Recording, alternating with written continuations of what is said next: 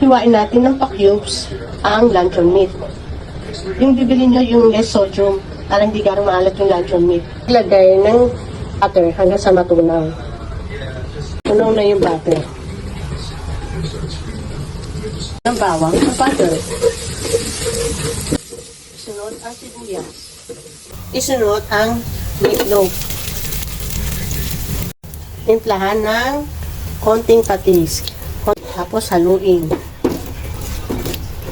Ilagay natin yung pineapple. Use natin ito para ng pineapple chunk. Ayan. Okay na yan. Pwede na natin ilagay ang patatas. Itong patatas, niluto ko ito sa air fryer. O, kung gusto nyo, wala kang air fryer, prito nyo na lang sa kawali. Tinatamad ako, kaya in-air fryer ko. Haluin.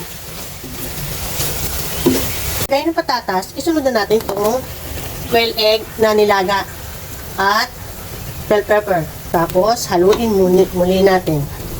Lagyan natin ng kalating chicken or cubes lang. Natin ilagay itong pineapple. Pineapple chunks. Ilagay na natin ang pineapple chunks. Lagyan natin siya ng oyster sauce. Konti lang, huwag masyado. Konting sugar. Konti lang. Tama na yan. Okay, tikman na natin ang aking nilutong meatloaf with pineapple. Hop. Okay, bye.